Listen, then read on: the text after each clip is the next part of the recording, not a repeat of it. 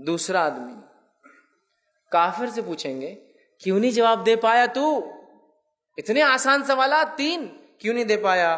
بخاری کی روایت میں ہے، کافر کہیں گا اور وہ کہیں گا ہاں لا ادری، میرے کو نہیں پتا تھا کیا ہے۔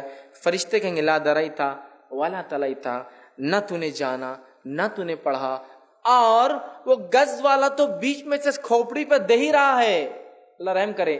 ایک دوسرا فرشتہ لا کر پیچھے سر پہ کھڑے کریں گے جس نے قرآن نہیں پڑھا، اور کہا جائیں گا دو اس کے پاس موٹے موٹے ہتھوڑے ہوں گے، ہتھوڑے گھن جس کو کہتے ہیں عام زبان میں، اور وہ اندھا بھی ہوں گا بہرا بھی ہوں گا، وہ اٹھائیں گا دونوں گھن، اور آپ سے فرماتے دونوں کن پٹیوں میں ماریں گا اس کے ایک ساتھ، بینگ کریں گا ایک ساتھ، سر پہ تو ہے ہی، ماریں گا اور کہیں گا لا درائتا ولا تلیتا، پڑھا بھی نہیں، دیکھا بھی نہیں، جانا بھی نہیں اللہ کی طرف۔ کیا پتہ چل رہا ہے اس روایت سے؟ چوتھے سوال سے سنیے، قرآن مجید وہ کتاب ہے جو منکر اور نکیر کے سوالات کے جواب دلوا سکتی ہے، وہاں موجود ہے کوشچنز اینڈ آنسرز۔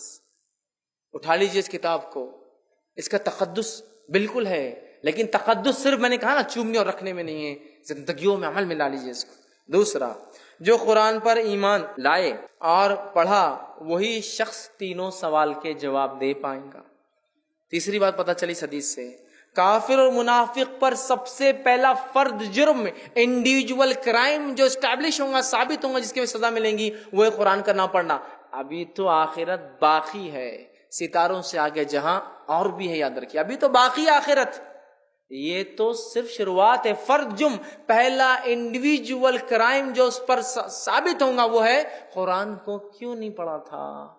اسی طرح چوتھی بات پتہ چلتی ہے اس بات سے، اس حدیث سے، قرآن کو نہ پڑھنا اور نہ سمجھنے کی وجہ سے ہاتھوڑے کہاں مارے جائیں گے؟ کن پٹی پہ، لفظ قرآن میں، اللہ حفاظت کرے، کن پٹی پر۔ علماء لکھتے ہیں کن پٹی پر اس لیے پڑھیں گے، دماغ مرکز ہے نا انڈرسٹینڈنگ کا، نعمت ہے نا، پاگل انسان کو دیکھو آپ، اس کو یہ نعمت نہیں ملتی ہے، باقی سارا جسم پورا ہے، یہ نعمت غائب ہو جائے تو پاگل کہلاتا ہے نا۔ اس کا تو نے صحیح استعمال نہیں کیا دین کے لیے،